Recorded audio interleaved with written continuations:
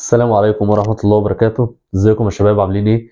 كل سنة وحضراتكم طيبين ويا رب دايما تكونوا بخير وفي أحسن حال. اتفرجنا النهاردة على أول ماتش لمنتخب مصر تحت قيادة كابتن حسام حسن. طبعا هي الماتش في كاس ودي، بس دايما الماتشات الودية مش مقياس ان انت تحكم على مدرب او تحكم على المنتخب او تحكم على الأداء. لكن في المجمل احنا كنا عايزين نتفرج على المنتخب مع كابتن حسام حسن. تاني حاجة، انت لعبت منتخب نيوزيلندا، منتخب تصنيفه تقريبا المية، منتخب ما تحسش ان عنده كرة حلوة. بس بصراحة هي كانت لعيبة كويسة وكانت جودة اللعيبة مش يعني كانت أعلى مما احنا توقعنا. يعني توقعنا ان منتخب نيوزيلندا يبقى أضعف من كده، لكن لا، هو ما كانش منتخب وحش قوي، بس برضه مش المنتخب اللي تقدر تقيس عليه منتخبنا أو طريقة لعبنا أو المدرب، أو نشوف في حاجة اتغيرت ولا لا. توقعت التشكيل، مش توقعت يعني، او قلت التشكيل من وجهة نظري انا. كنت شايف حراسة المرمى هي المهدي سليمان يا ابو جبل. المهدي سليمان لان انا كنت شايف اداؤه في الماتشات الاخيره في الدوري كان افضل من الحراس اللي معاه في القايمه.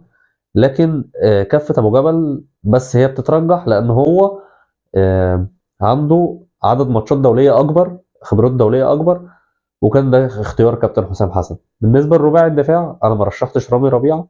انا كنت شايف ان حجازي وعبد المنعم للاسف هي الثنائيه اللي تلعب، وللاسف برضه الباكين اللي انا مش شايف غيرهم موجودين او جاهزين او يعتبروا افضل ناس موجوده في القائمه هو كان محمد هاني ومحمد حمدي. اما بالنسبه لنص الملعب، انا كنت شايف ان مروان عطيه وامام عاشور هم بس كفايه يلعبوا على الدايره، واحد يلعب 6 وواحد يلعب 8. طبعا مروان عطيه افضل اداء وافضل واحد في المكان ده في الوقت الحالي في منتخب مصر في القايمه او بره القايمه، وقدامه امام عاشور. طبعا اداؤه يتكلم عنه، احنا مش هنتكلم عنه، تحركاته، سرعته، الباصات بتاعته، الشوط من بعيد، كل ده يقدر امام عاشور يطلعه وهو متحرر في وجود لعيب زي مروان عطيه يسند معاه. قدامهم انا كنت شايف في ماتش زي ماتش نيوزيلندا ان هو يهاجم افضل، يعني هيلعب بثلاثه قدامهم فرود واحد. الثلاثه دول من وجهه نظري انا شايف ان الوحيد اللي موجود دلوقتي طبعا مع اصابه زيزو او عدم وجوده في القائمه يعوض مكان محمد صلاح على اليمين هو مصطفى فتحي. فانا كان نفسي مصطفى فتحي هو اللي يبدا على اليمين ويلعب في النص بمرموش، وعلى الشمال تريزيجيه، وبيعملوا هم السويتش ما بينهم وتبديل المراكز.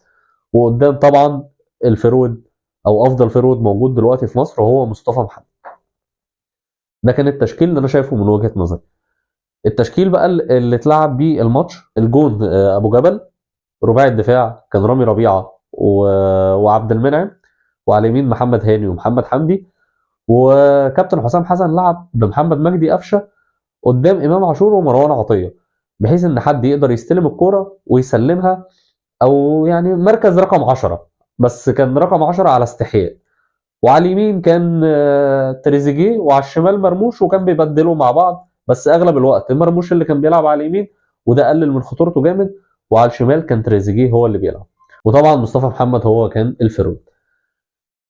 اللي حصل في الماتش المنتخب كان خطير وكان بيلعب كوره، بس لما الكوره كانت بتتنقل على الارض بين اللعيبه، الفتره الوحيده اللي كنت تلاقي او الوقت الوحيد اللي كنت تلاقي فيه الكوره فعلا في مكان خطير او في هجمه خطيره او في لعب، بس لما الكوره كانت بتتنقل. الكوره اللي جت منها ضربه الجزاء دي احلى كوره اتلعبت في الماتش. طبعا الف سلامه على امام عاشور، دي اكبر خساره في الماتش كله. فعلا اصابه امام عاشور هي اللي عكننتنا وحسيتنا ان احنا طالعين خسرانين مش كسبانين. ان شاء الله يقوم احسن من الاول.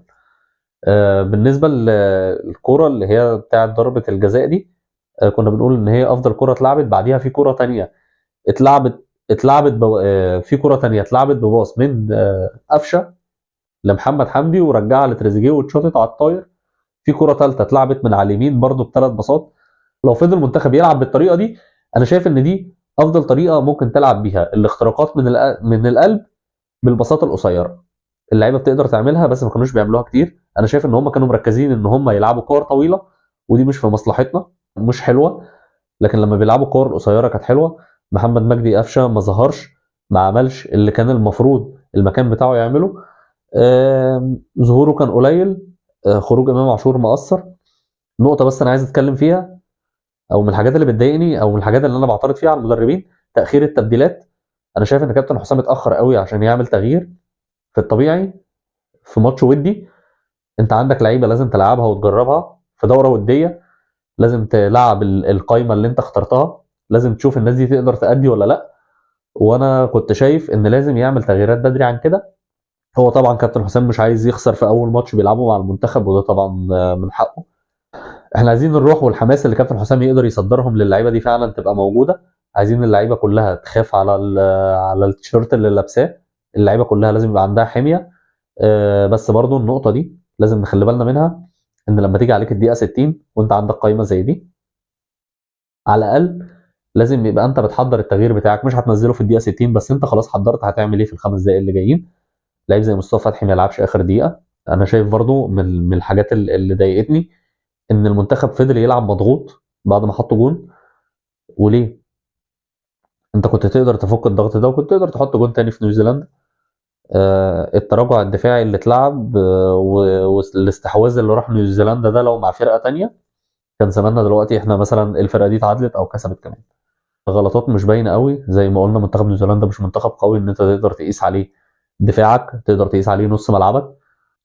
بس اجمالا في اخر الماتش ما نقدرش نحكم ان ده اداء كويس او اداء وحش، لان في الاول وفي الاخر دي دوره وديه. تاني حاجه ده اول ماتش الكابتن حسام، بس ان شاء الله متفائل بخير. ان شاء الله اللعيبه تطلع اللي عندها.